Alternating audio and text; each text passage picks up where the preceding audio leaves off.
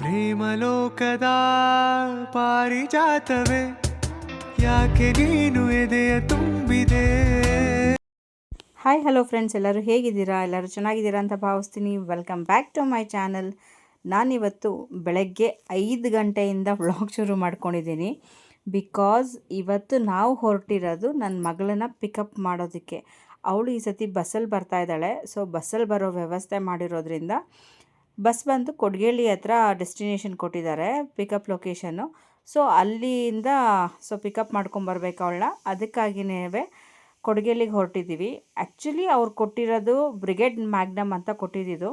But ಅವ್ರು ನೋಡಿದ್ರೆ ಲಾಸ್ಟಲ್ಲಿ ಚೇಂಜ್ ಮಾಡಿದ್ರು, ಅಂದರೆ ಎಸ್ ಟಿ ಮಾಲ್ ಹತ್ರ ಬರೋದಕ್ಕೆ ಹೇಳಿದ್ರು, ಅಲ್ಲಿ ಬಸ್ ಬರುತ್ತೆ ಅಂತ ಅಂದ್ಬಿಟ್ಟು. ನಾವು ಆ್ಯಕ್ಚುಲಿ 5:15ಗೆಲ್ಲನೂ ಬ್ರಿಗೇಡ್ ಮ್ಯಾಗ್ನಮ್ ಹತ್ರ ಇದ್ವಿ. ಅಲ್ಲಿ ವೆಯ್ಟ್ ಮಾಡ್ತಾ ಇದ್ದಿದ್ದು ನಾವು. ಅಂದರೆ ಹೆಚ್ಚು ಕಮ್ಮಿ ಹೇಳೋಕ್ಕಾಗೋದಿಲ್ಲ, ಪ್ಲಸ್ ಆರ್ ಮೈನಸ್ ಬೇಗನೂ ಬರ್ಬೋದು ಅಥವಾ ಲೇಟು ಆಗ್ಬೋದು. ಬೇಗ ಹೋಗೋಣ ಅಂತ ಅಂದ್ಬಿಟ್ಟು ಅವರ ಅಪ್ಪನಿಗಂತೂ ಜೀವನೇ ನಿಲ್ತಾ ಇರಲಿಲ್ಲ. ಆ್ಯಕ್ಚುಲಿ ರಾತ್ರಿಯೆಲ್ಲ ನಿದ್ದೆನೇ ಮಾಡಿಲ್ಲ, ಮಗಳು ಬರ್ತಾಳೆ ಅಂತ ಅಂದ್ಬಿಟ್ಟು ಅಲಾರಾಮ್ ಇಟ್ಕೊಂಡು ಫಸ್ಟು ನನಗಿಂತ ಮುಂಚೆ ಅವರೇ ಎದ್ದು ನನ್ನನ್ನು ನಿಲ್ಲಿಸಿದ್ದು. ಅವತ್ತು ಅವರೇ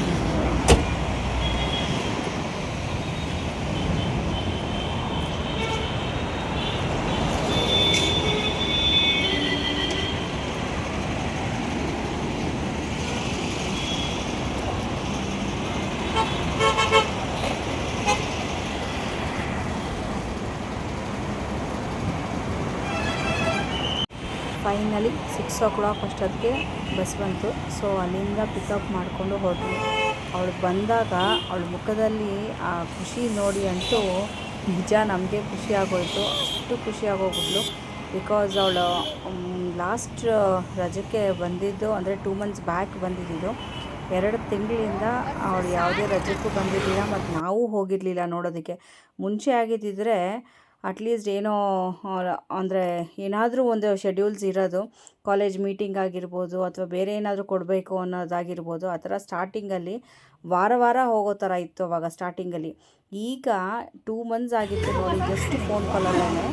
ಈಗ ನಾವು ಮನೆಗೆ ಬರೋಷ್ಟೊತ್ತಿಗೆ ನಾನು ಪ್ರಿಪ್ರೇಷನ್ ಇತ್ತು, ಅವಳು ಮನೆಗೆ ಬಂದು ಇದು ಟೇಪ್ ಕಟ್ಟಿಂಗ್ ಮಾಡಿ ಒಳಗೆ ಬರಬೇಕು ಅಂತ. ಅಲ್ಲಿ ಲಗೇಜ್ ಇತ್ತು ಖುಷಿ.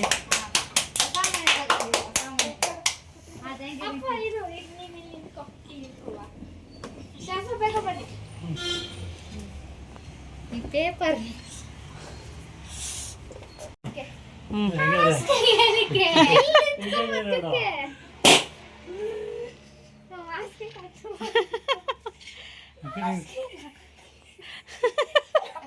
Welcome to your home, welcome to your bed ಅಂತ ಹೊಸ ಸ್ಕಿಪ್ಟಾಗೆ ಅಂತ. ಓಕೆ, ಫೈನಲಿ ಸಂಜೆ ಹೊರಗಡೆ ಹೋಗಿ ತಿನ್ನಬೇಕು ಅಂತ ಹೇಳಿದ್ಲು. ಸೊ ಅದಕ್ಕಾಗಿಯೇ ಹೊರಗಡೆ ಕರ್ಕೊಂಡು ಹೋಗೋಣ ಅಂತಂದ್ಬಿಟ್ಟು ಹೊರಗಡೆ ಕರ್ಕೊಂಡು ಹೋಗ್ತಾಯಿದ್ವಿ. ಬೆಳಗ್ಗೆ ಎಲ್ಲನೂ ನಾನ್ ವೆಜ್ ಎಲ್ಲ ತಿಂದಿದ್ಲು. ಮತ್ತು ಸರಿ ಅಲ್ಲಿ ಹಾಸ್ಟೆಲಲ್ಲಿ ಅಂಥ ಊಟ ಎಲ್ಲನೂ ಏನೂ ಚೆನ್ನಾಗಿರೋದಿಲ್ಲ, ಮಾಮೂಲಿ ಊಟನೇ. ಇಲ್ಲಿ ಬೆಂಗಳೂರಲ್ಲಿ ಸಿಗೋವಂಥ ಥರ ಯಾವುದೂ ಸಿಗೋದಿಲ್ಲ. ಮತ್ತು ಹಾಸ್ಟೆಲ್ ಒಳಗಡೆ ಕ್ಯಾಂಟೀನ್ಸ್ ಇದೆ, ಆದ್ರೂ ಆ ಕ್ಯಾಂಟೀನಲ್ಲಿ ಯಾವುದೇ ಥರದ ಇದು ಸಿಗೋದಿಲ್ಲ. ಸೊ ಅದಕ್ಕಾಗಿ ಹೊರಗಡೆ ಹೋಗೋಣ ಅಂತಂದ್ಬಿಟ್ಟು ಹೇಳಿದ್ಲು. ಸೊ ಅದಕ್ಕಾಗಿ ನಾವು ಹೊರಟಿದ್ದು ಚಾಲುಕ್ಯ ಸಾಮ್ರಾಟ್ಗೆ. ಇದು ತುಂಬ ವರ್ಷಗಳೇ ಆಗಿತ್ತು ನಾವು ಆ್ಯಕ್ಚುಲಿ ಚಾಲುಕ್ಯಕ್ಕೆ ಹೋಗಿ. ಇಲ್ಲಿನ ದೋಸೆ ಅಂತೂ ಸೂಪರಾಗಿರುತ್ತೆ. ನನಗೆ ಆ್ಯಕ್ಚುಲಿ ದೋಸೆ ನಂಗೆ ತುಂಬ ಇಷ್ಟ. ನನ್ನ ಹಸ್ಬೆಂಡ್ಗೆ ಇಷ್ಟ ಆಗೋದಿಲ್ಲ, ನನಗೆ ನನ್ನ ಮಗಳಿಗೆ ತುಂಬಾ ಇಷ್ಟ ದೋಸೆ ಇಲ್ಲಿ. ಈವನ್ ಚಿಕ್ಕವಳು ಕೂಡ ಮಸಾಲೆ ದೋಸೆ ಅನ್ನೋದ್ರಿಂದ ಅವಳಿಗೂ ಫೇವ್ರೇಟ್ ಆಗೋಗ್ಬಿಟ್ಟಿದೆ ಮಸಾಲೆ ದೋಸೆ. ಸೊ ರೆಗ್ಯುಲರಾಗಿ ರೆಗ್ಯುಲರಾಗಿ ಹೋಗ್ತಾಯಿದ್ವಿ. ಇಲ್ಲಿ ಇದು ಚೇಂಜ್ ಆದಮೇಲೆ ಹೋಗೋದೇ ಬಿಟ್ಬಿಟ್ಟಿದ್ವಿ, ಹೋಗಲೇ ಇಲ್ಲ. ಈಗ ಇವಳು ಕೇಳಿರೋ ಕಾರಣ ಸರಿ ಹೋಗೋಣ. ನಾವು ತುಂಬ ದಿವಸ ಆಯಿತು, ಆ್ಯಕ್ಚುಲಿ ತುಂಬ ದಿವಸದಿಂದ ಅನ್ಕೊತಾ ಇದ್ವಿ, ಸರಿ ಅವಳು ಬಂದಾಗ ಹೋಗೋಣ ಅಂತ ಅಂದ್ಕೊಂಡು, ಸರಿ ಅವಳು ಬಂದ ಮೇಲೆ ಹೋಗೋಣ ಅಂತ ಈಗ ಹೋದ್ವಿ. ಸೊ ಯೂಶಲಿ ಅಲ್ಲಿ ತೊಗೊಳೋದೇ ರೆಗ್ಯುಲರಾಗಿ ನಾವು ದೋಸೆ ಮತ್ತು ಬಾದಾಮ್ ಹಲ್ವ. ಈ ಸತಿ ಬಾದಾಮ್ ಹಲ್ವ ಇರಲಿಲ್ಲ ಅಲ್ಲಿ. ಬೇರೆ ಸ್ವೀಟ್ಸ್ ಏನಾದರೂ ಅಂದರೆ ತೊಗೊತೀನಿ ಅಂತ ಹೇಳಿದ್ಲು ಅವಳು. ಸೊ ಫಸ್ಟು ಸ್ವೀಟ್ಸು ಬೇಡ ಇವಾಗ ಸದ್ಯಕ್ಕೆ ಅಂತ ಅಂದ್ಕೊಂಡು, ಆಮೇಲೆ ಬೇಡ ಲಾಸ್ಟಲ್ಲಿ ತೊಗೊತೀನಿ ಅಂದ್ಲು. ಆಮೇಲೆ ಬೇಡ ಅಂತ ಅಂದ್ಕೊಂಡು ದೋಸೆ ತೊಗೊಂಡ್ಳು. ದೋಸೆ ಅಂತೂ ಅವಳಿಗೆ ಅದೇ ಅಂತ ಇದ್ಲು ತಿನ್ಬೇಕಾರೆ. ತುಂಬ ದಿವಸ ಆಗೋಗಿತ್ತು ದೋಸೆ ತಿಂದು. ಟೇಸ್ಟು ನನಗಲ್ಲಿ ಬರೀ ಬೇಳೆ ಸಾರು ಅನ್ನ ತಿಂದು ತಿಂದು ತಿಂದು ಬೇಜಾರಾಗೋಗ್ಬಿಟ್ಟಿತ್ತು. ಟೇಸ್ಟೇ ಡಿಫ್ರೆಂಟು, ತುಂಬ ಚೆನ್ನಾಗಿದೆ ಅಂತ. ಮತ್ತು ಹೊರಗಡೆ ಬರಬೇಕಾದ್ರೂ ಅಷ್ಟೇನೆ, ಓ ಲೈಟಿಂಗ್ಸ್ ನೋಡಿ ಎಷ್ಟು ದಿವಸ ಆಯಿತು ಹಂಗೆ ಹಿಂಗೆ ಅಂತ ತುಂಬ ಖುಷಿಯಾಗಿದ್ಲು. ಮತ್ತು ಅದು ಆದ ನಂತರ ಮತ್ತೆ ಪನ್ನೀರ್ ತಿಂದು ಅವಳು ತುಂಬ ತಿಂಗಳುಗಳೇ ಆಗಿತ್ತು. ಲಾಸ್ಟ್ ರಜೆಗೆ ಬಂದಾಗ ನಮ್ಮ ಮನೇಲಿ ತಿಂದಿದ್ದು. ಆಮೇಲೆ ಸರಿ ಪನ್ನೀರ್ ಮಂಚೂರಿ ತೊಗೊಂಡ್ವಿ. ಇದು ಅಷ್ಟೇ ಟೇಸ್ಟ್ ಚೆನ್ನಾಗಿತ್ತು. ದೋಸೆನೂ ಅಷ್ಟೇ ನನ್ನ ಫೇವ್ರೆಟ್ ದೋಸೆ ಅಲ್ಲಿ. ಯಾವಾಗಲೂ ಹೋದಾಗೂ ಮಸಾಲೆ ದೋಸೆ ತೊಗೊಳೋದು. ಆಮೇಲೆ ಪನ್ನೀರು ಅಷ್ಟೇ ನಾವು ಫಸ್ಟ್ ಟೈಮ್ ಟ್ರೈ ಮಾಡಿದ್ದು. ಸೊ ಚೆನ್ನಾಗಿತ್ತು ಇದೂನು. ಹಲೋ ಫ್ರೆಂಡ್ಸ್, ಆ್ಯಕ್ಚುಲಿ ನೆನ್ನೆ ವ್ಲಾಗ್ನ ಎಂಡ್ ಮಾಡೋಕ್ಕಾಗಲಿಲ್ಲ. ಇದು ನೆಕ್ಸ್ಟ್ ಡೇಯ ವ್ಲಾಗ್ ಕಂಟಿನ್ಯೂಯೇಷನ್ ವ್ಲಾಗ್ ಮಾಡ್ತಾಯಿದ್ದೀನಿ.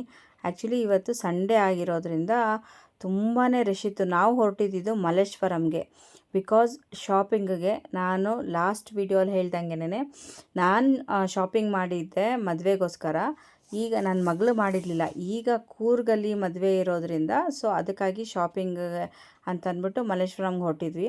ನಾವಿಲ್ಲಿ ಬಂದಿದ್ದು ಫಸ್ಟ್ ಚಾಯ್ಸ್ಗೆ. ಆ್ಯಕ್ಚುಲಿ ಇಲ್ಲಿ ನಾವು ಬಂದು ಲೆಹೆಂಗಾ ಅಂದರೆ ಸ್ಯಾರಿಲೇ ಹೊಲಿಸಿರೋ ಅಂಥದ್ದು ಲೆಹೆಂಗಾ ತೊಗೊಂಡಿದ್ವಿ. ಅದು ತುಂಬಾ ಲೂಸ್ ಇತ್ತು.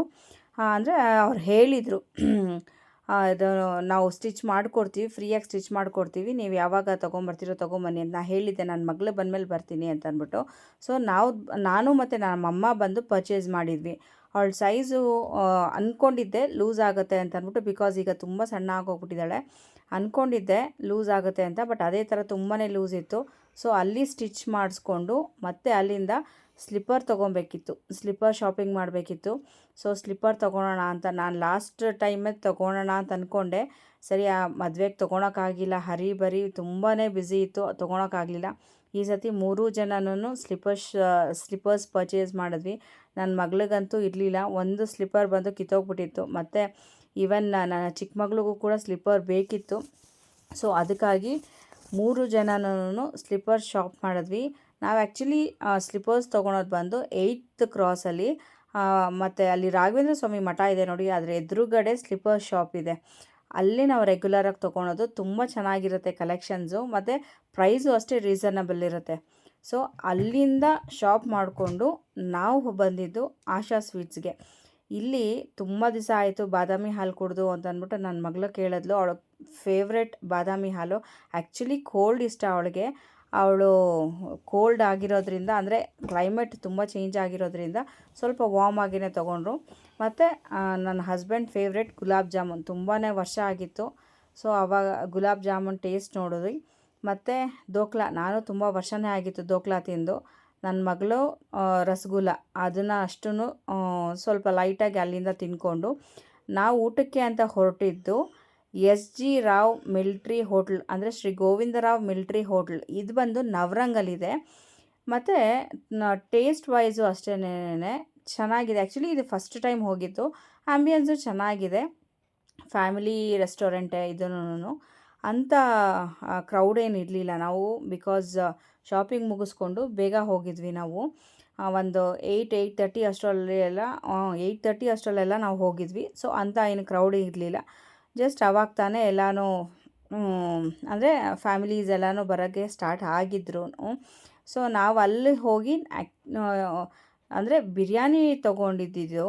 ಬಿರಿಯಾನಿ ಅಂತ ನನಗೆ ಏನೋ ಟೇಸ್ಟ್ ಏನೋ ಡಿಫ್ರೆಂಟ್ ಆಗಿತ್ತು. ಓಕೆ, ಮತ್ತು ನಾನು ಟೇಸ್ಟ್ ಮಾಡೋಕ್ಕೆ ಅಂತ ಹೊರಟಿದ್ದು ಕೈಮಾ ಮತ್ತು ಗ್ರೀನ್ ಚಿಕನ್ ಕರಿ.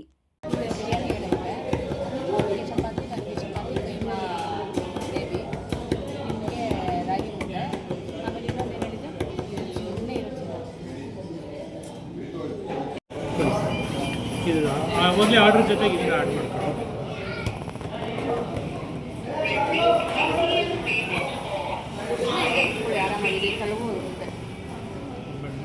ನಾವಿಲ್ಲಿ ಟೇಸ್ಟ್ ಮಾಡಿದ್ದು ಕೈಮಾ ಗ್ರೇವಿ ಮತ್ತು ಮುದ್ದೆ, ಚಪಾತಿ ಆ್ಯಕ್ಚುಲಿ ಸಾಫ್ಟಾಗಿ ಚೆನ್ನಾಗಿತ್ತು. ಈವನ್ ಕೈಮಾನು ಅಷ್ಟೇ ಒಂಥರ ಡಿಫ್ರೆಂಟಾಗಿತ್ತು ಟೇಸ್ಟ್ ಬಂದು. ನನ್ನ ಮಗಳು ಬಿರಿಯಾನಿ ತೊಗೊಂಡ್ಳು. ಬಿರಿಯಾನಿನೂ ಅಷ್ಟೇ. ಆ್ಯಕ್ಚುಲಿ ನಾವಿಲ್ಲಿ ಒಂದು ಕಡೆ ತಿಂತೀವಿ ಬಿರಿಯಾನಿ, ಸೊ ಅದೇ ಥರ ಫ್ಲೇವರ್ ಕೊಡ್ತಾಯಿತ್ತು. ಒಂಥರ ಡಿಫ್ರೆಂಟಾಗಿತ್ತು ಟೇಸ್ಟ್, ಅಂದರೆ ಚೆನ್ನಾಗಿತ್ತು ಬಿರಿಯಾನಿನೂ ಏನೋ ಅಂತ ಇದು ತೆಗ್ದಾಕೋ ಅಂತ ಏನಿಲ್ಲ, ಚೆನ್ನಾಗಿತ್ತು ಬಿರಿಯಾನಿನೂ. ಈವನ್ ಪೀಸಸ್ಸು ಅಷ್ಟೇ ತುಂಬ ಸಾಫ್ಟಾಗಿತ್ತು, ಮುದ್ದೆನೂ ಅಷ್ಟೇ ಚೆನ್ನಾಗಿತ್ತು ಅಂತಂದರು. ನನ್ನ ಹಸ್ಬೆಂಡು 2 ಮುದ್ದೆ ತೊಗೊಂಡಿದ್ರು. ಕಬಾಬು ಮತ್ತು what is this curry leaf chicken curry, ಅದು ಅಷ್ಟೇ ತುಂಬಾ ಚೆನ್ನಾಗಿತ್ತು ಅದು. ಈವನ್ ಬಿರಿಯಾನಿನೂ ಅಷ್ಟೇ ಟೇಸ್ಟ್ ಬಂದು ಓಕೆ ಚೆನ್ನಾಗಿತ್ತು. ಇಷ್ಟು ಫುಡ್ಡು ಯಾರಾದರೂ ಟ್ರೈ ಮಾಡೋರಿದ್ದರೆ, ನವರಂಗ್ ಸೈಡ್ ಹೋಗೋರಿದ್ದರೆ ಟ್ರೈ ಮಾಡಿ ಒಂದ್ಸತಿ, ಫುಡ್ಡು ಚೆನ್ನಾಗಿದೆ. ಓಕೆ ಫ್ರೆಂಡ್ಸ್, ನನ್ನ ಈ ವ್ಲಾಗ್ನ ಇಲ್ಲಿಗೆ ಎಂಡ್ ಮಾಡ್ತಾಯಿದ್ದೀನಿ. ಯಾರಿಗೆಲ್ಲ ನನ್ನ ವಿಡಿಯೋ ಇಷ್ಟ ಆಗಿದೆ ಲೈಕ್ ಮಾಡಿ, ಶೇರ್ ಮಾಡಿ, ಸಬ್ಸ್ಕ್ರೈಬ್ ಮಾಡಿ, ಪಕ್ಕದಲ್ಲಿರೋ ಬೆಲ್ ಐಕಾನ್ನ ಪ್ರೆಸ್ ಮಾಡಿ. ಸೊ ನಾನು ಹಾಕುವಂಥ ಎಲ್ಲ ವಿಡಿಯೋ ನೋಟಿಫಿಕೇಷನ್ಸು ನಿಮಗೆ ಬರುತ್ತೆ. ಯಾರೆಲ್ಲ ಸಬ್ಸ್ಕ್ರೈಬ್ ಮಾಡ್ಕೊಂಡಿರಾ ನನ್ನ ಚಾನಲ್ ನೋಡ್ತಾ ಇದ್ದೀರಾ, do subscribe my channel. Okay friends, thank you. Stay tune for the next videos. Bye bye, see you.